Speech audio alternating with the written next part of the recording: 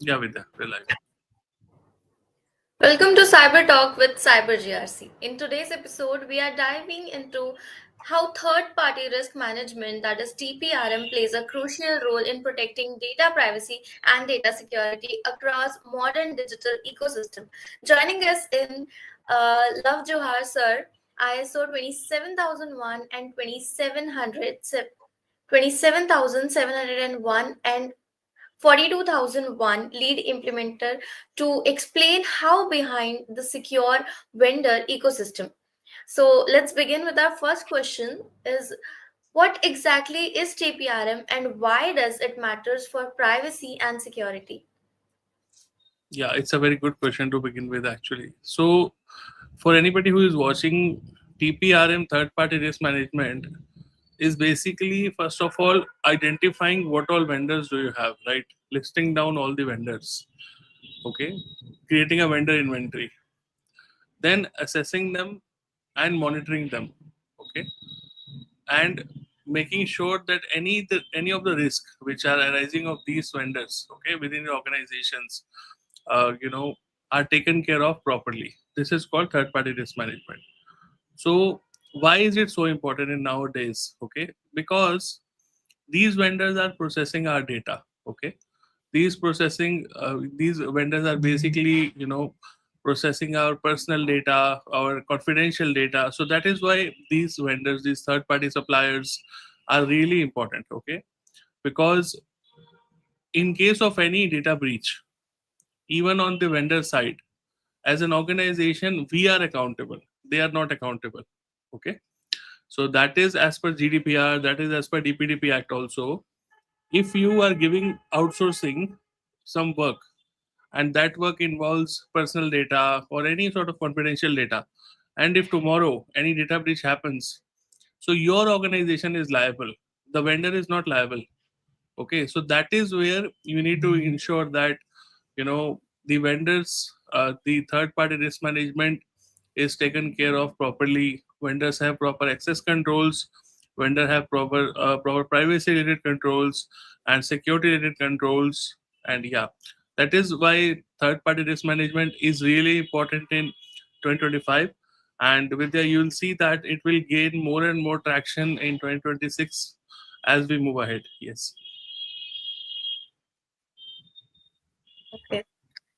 So before going to our next question, I would like to share my audience that if you have any kind of questions, doubt, queries, do not hesitate to comment or ask those questions because we are here to explain you guys for your better understanding.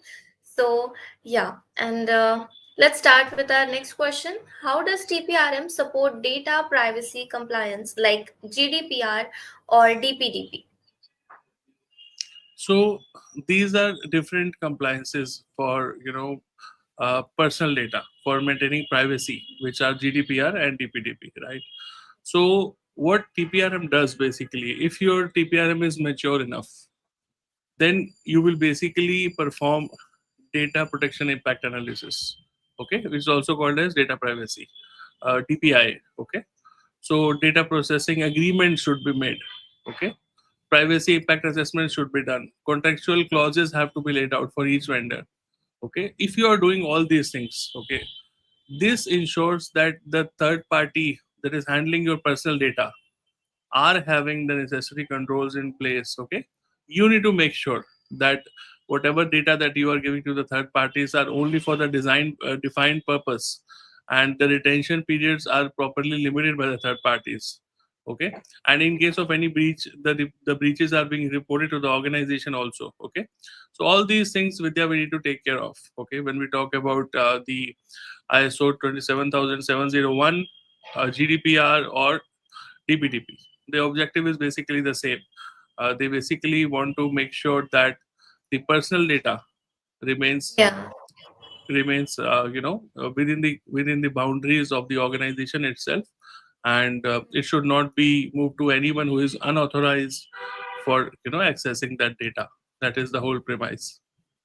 Basically, we can say all this, DPDP, DPR, sorry, GDPR, yeah. It's all for transparency, maintaining that transparency. maintaining the ensuring that the organizations are basically accountable for the personal data that they are dealing with, because if you don't have the Okay. laws with there, the organizations will not be accountable. Now when you have fines Yeah. associated, once you have laws associated, then organizations become accountable, right? Okay. So my next question is, what's the link between TPRM and ISO 27001 control for data and security? So TPRM basically has some controls which are there in ISO 27001 also. For example, it's A.15, if I remember properly. It's supplier relationship. Okay. And this supplier relationship basically, ensures that suppliers have proper access to the organization, and proper due diligence has been performed before onboarding. All these things are there, and it also ensures continuous monitoring of the suppliers which are there as well. Okay. So yeah, all these controls are there along with proper termination procedures, ensuring secure data deletion, data return for any personal data that you have provided to the suppliers. Okay. So basically, TPRM, the main premise of ISO 27001 controls related to supplier management are the controls that you can use in TPRM also. How can TPRM identify high risk vendors only early? So this is a very good question. So what we do in DPRM Vidya, we basically, as I said, create an inventory of the vendors, right? We create a listing of all the vendors that we have. Once we have that listing ready, once we have that vendor list ready, then we assign risk categories based upon impact levels. There are different impact levels. Okay, those impact levels are there as per the business requirement, as per the data involved, as per the criticality of the operation that we are running. Based upon those levels, then we tier the vendors into different categories. It is called as vendor tiering. Based upon the risk level, we tier the vendors. And as per the tiering level, for example, let's say tier 1, tier 2, tier 3. Tier 1 vendors, I will rate as the high risk vendors. And tier 2 as a Acha. slightly lower risk. And tier 3 as the lowest, risk vendor. This is how we do it. Okay. Uh, but why is it necessary and how to handle that risk? So if you do not do it, it's a very good question. If you do not do it, then what will happen is that you will not be able to assess which vendors are more critical for the organization and which vendors are not critical for the organization. And you will start treating all the vendors equally.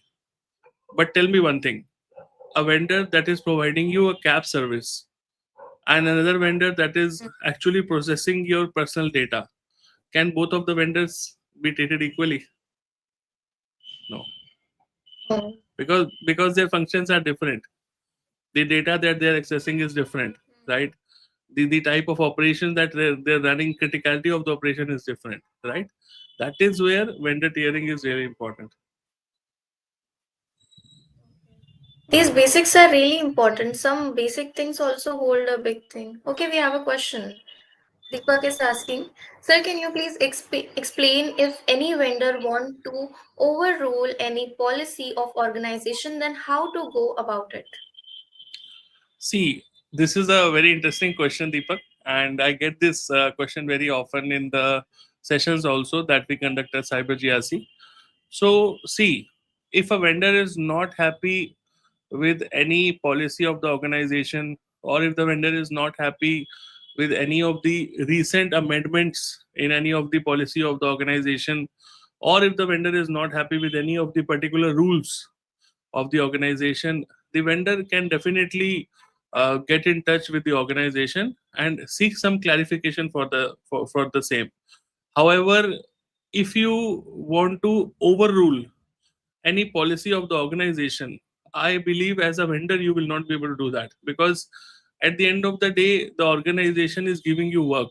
Okay, you have to understand that, and the organization is basically giving you data also. So organization here is acting as a controller, Deepak. So as a processor you can't challenge the controller policies. Okay, you have to abide by that. Okay, and this is relationship established in GDPR also. You can read the same. Once you read the GDPR standard, this clearly establishes. Okay, so yeah, you can try to understand the reasons why they are including this particular clause in the policy, but you can't bypass their policy. You can't overrule as a vendor, because if you will do that, again, the organization will not be happy. There will be repercussions. Okay, yeah. Okay. My next question is, what privacy and security controls should be certified during vendor assessment? So first of the most important controls, I would say, would be DPI, conducting a proper DPI. Okay, privacy impact assessment, data privacy impact assessment. And once you conduct the DPI properly, which I think itself is a very tedious and long task, then you understand, what are the different controls that you have, what are the different processes that you have surrounding that personal data, where the personal data is stored, how the personal data is processed, who are the parties that are dealing with the personal data. So I think all the controls basically come at a later stage. First of all, you need to conduct the privacy impact assessment. Okay. Uh, So so Deepak is following up. if reason is unavoidable. Yeah. So Deepak, if reason is unavoidable, and you have already discussed with the organization, and they are not, able to do anything about that, they want to stick with the policy. I don't think, you can continue further in this case, because if you are not happy with any of the changes which have happened recently in the organization, or you basically, we can't go against the controller as a processor. The means of processing, and the how the data has to be processed, everything is defined by the controller only. As a processor, I can't challenge it actually. Okay, so that is where I think maybe the relationship has to end, I would say, between you and that organization. Or if you can provide them a better alternative for that particular reason, because again, I don't know what exactly is the reason. What I would do as a vendor would maybe provide them an alternative, better way to do that thing, so that even them as an organization are also satisfied, and my work is also not get suffered, right? So this is the approach that I would follow, Deepak. Yeah, again, you can get in touch one to one with me if you can't say the reason out loud here. I understand. Okay, so yeah, these are the things. Thank you so much, Deepak. As Deepak, you guys can also ask these questions. We would love to answer those questions. Okay. Yeah. So we have a question that what role do contracts and SLAs play in securing data security? Contracts Ensuring are data very security. important. Contracts are very important. Okay, contract terms are very important. Proper contracts are very important. Having proper clauses in the contracts are very important. This is what we all cover in the courses, Vidya. What all contracts do you need to add? What are the contracts that you need to be aware of? What are the important contractual terms that any organization should include in all their vendor contracts? All these things we actually cover in the course. So that is why they play a very vital role. I'll give you some examples. Some examples are right to audit clause. If you want to audit the vendor tomorrow, without this clause, you won't be entertained by the auditor, right? They would simply say, Yeah. you can't audit me because you don't have the rights. So right to audit clause is very important. Data breach notification clause is very important. For example, if tomorrow any data breach happens to the vendor, if you do not have a data breach notification clause, why would they inform you? They won't, because they are not obliged to do that, right? Then you have the sub-processor disclosure clause. Many organizations nowadays get the work from the controller, and they pass on that work to other processors, which is called a sub-processor. Okay, so these are called fourth parties, fifth parties, because they are actually working on behalf of the third party. So disclosing all these parties, disclosing all these sub-processor is also important. So you need to have a sub-processor disclosure clause also. Okay, So apart from that, there are other clauses also. Many clauses are there, like data deletion clauses. If the work is completed, the data should be deleted, it should be erased. Okay. So all these clauses, if not there in the contract, Vidya, do you think vendors will take it seriously? No. That is the reason.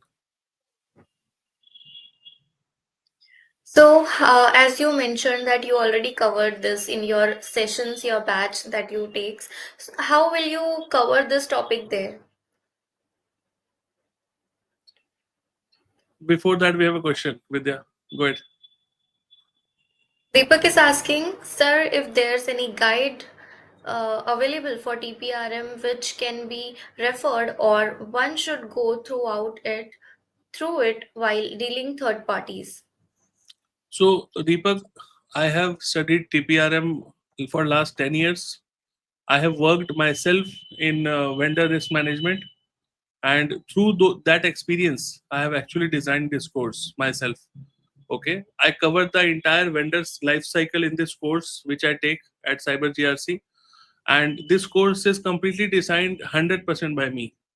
Okay, and I take good pride in that, because I recently, one of my learners only sent me a testimonial saying that the same courses are being covered nowadays globally also. Okay, the same life cycle approach that I am teaching. So Deepak, this is something which is handly, created by my hands. Like, it is created by me. There is no ebook, or there is no, reference document as such that, I have referred. I basically give you complete idea how vendor is onboarded, and how before that, even how a vendor inception happens, how a company decides to onboard the vendor. I start from the initial stages itself, and then I make people realize at which stage which controls to put in, at which stage which things we need to remember, which things we need to follow. And Deepak, all these are practical things which we cover in the session, because I don't teach theory. So if you join the session, only then you will get the complete clarity of how third party risk management actually works. Okay, so for that you need to join the session. There is no ebook as such. If I would have referred any book, I would have definitely told you, but honestly I haven't. We have already discussed these things, no, in our previous episodes of this Yes. TPRM series. Yes, we have. Yeah, Deepak, can also watch the previous episodes, but I'll suggest you can join the batch for your better understanding and your practical training. Yeah, So yeah, let's move on to our next question. Can TPRM also help during incident response and breach management? definitely. Incident response has to be designed. Okay, and breach notifications again have to be designed. So if you do not have proper incident response playbooks in place, if the third party does not have proper incident response playbooks, they don't have a reporting process, investigating process, how will they basically manage the breaches? And also definitely TPRM plays a vital role here. And as I mentioned, you can actually mention in the clauses as well that for any reporting for third party, you need to have a 72-hour breach reporting requirement. All these things we can actually mention in the clauses as well. So yeah, so these things are there with there. Thank you. Deepak is saying thank you, sir. Thank you so much, Yeah, Deepak, for asking your question. I wish we'll be there. You'll ask some more questions, and we'll love to answer those questions. So, my next question is, how does technology help automate TPRM for privacy and security assurance? this is a very good question. And many people ask me, are there any tools for TPRM? The answer is yes. Okay. And the tools have their own role to play. There are many tools that I have used personally. One of them, which I like the most, is BitSite. So anybody who is watching, you can go to this tool called BitSite. So BitSite gives you a scoring of the vendor, right? And it gives you a scoring based on some parameters, right? For example, if there has been a data breach on your side for in the last 5 years, then your scoring will go down. Simple, right? So it automatically adjusts the scoring for each and every vendor, and many companies have already been registered with BitSight, so you can refer to the BitSight score for any type of automation in terms of privacy, in terms of security, because this task of making sure that you are getting the right vendor on board is again something Hmm. that BitSight helps you with. Okay, so you Yeah. can go to BitSight also, and there are many more websites nowadays, Vidya. I think there are more also. We can if somebody wants to know those websites, I can mention. Then maybe ask me in the comments. I'll mention all those names. So all those websites basically help you to understand which vendor is better for your organization. Okay, they do that actually. Okay, so at the end of this But one thing, podcast, I but would one like thing, to. but one thing, but one thing, Vidya. But does that website ensures you complete third party risk management, and after that website you do not have to perform any risk assessment? The answer is no. It only helps you to get there. Still you have to follow all the life cycle stages what we discuss for any third party. Still you have to follow the contractual clauses. Still you have to do the risk assessment. Still you have to make sure that vendor tearing happens. That will only help you a little bit. That's it. It will not bypass any controls that you have to put in as an organization. Remember that. Okay, so somebody watching should not think that, oh, now we have a tool and we are good to go. Okay, so someone is asking how AI is or will assist TPRM. Please share your views. AI can definitely improvise some of the aspect of TPRM, Vidya, like we already discussed. If you remember, Vidya, we said a few places where AI can help actually. So, for example, let's say you need to study about SOC 2 reports. SOC 2 reports are very Huh. long, 80 to 100-page reports. So those tasks can be automated. So you have a NLP, language processors. So NLP bot you can use, NLP agents you can use.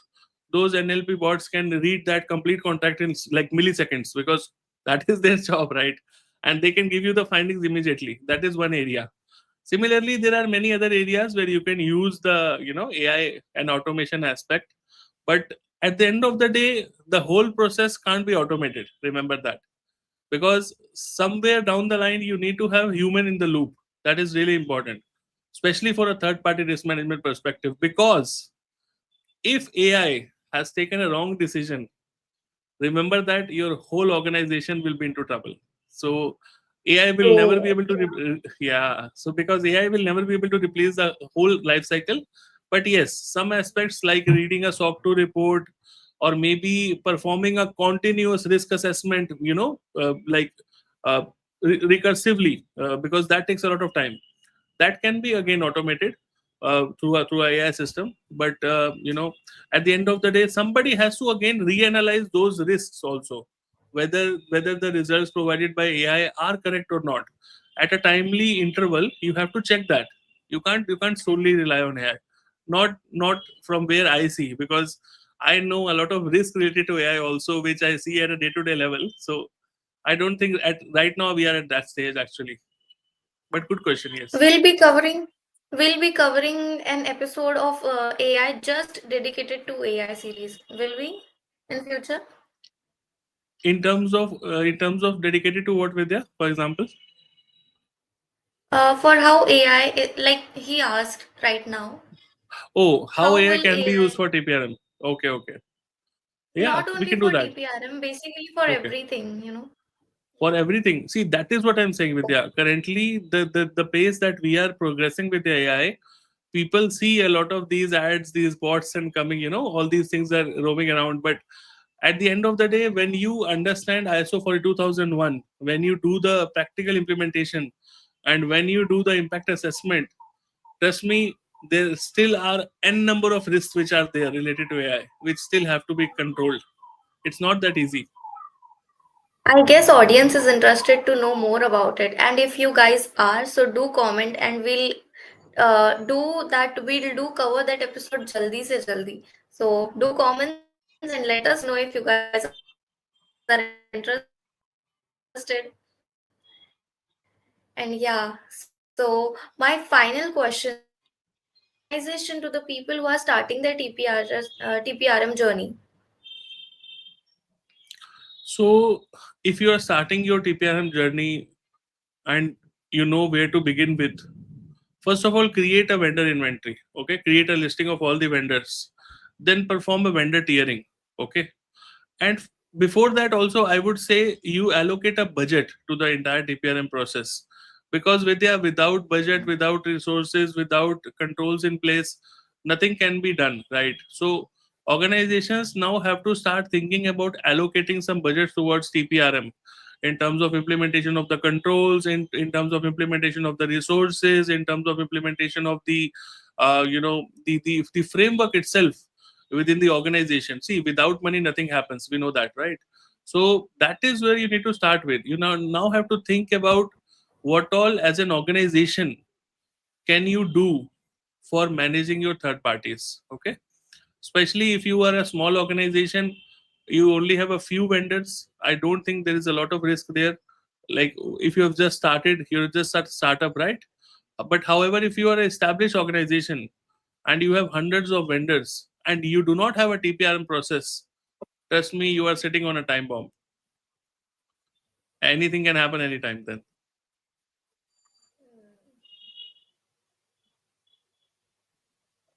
Okay, thank you so much. That was an fantastic overview. For those who are watching, new TPRM practical hands-on learning batch starting on 16th of November, please DM to enroll or comment on this podcast. And by this podcast, I was your organization walls. Your vendors are part of your digital DNA. Until next time, stay secure and stay compliant. And see you all tomorrow. Bye bye. Bye bye.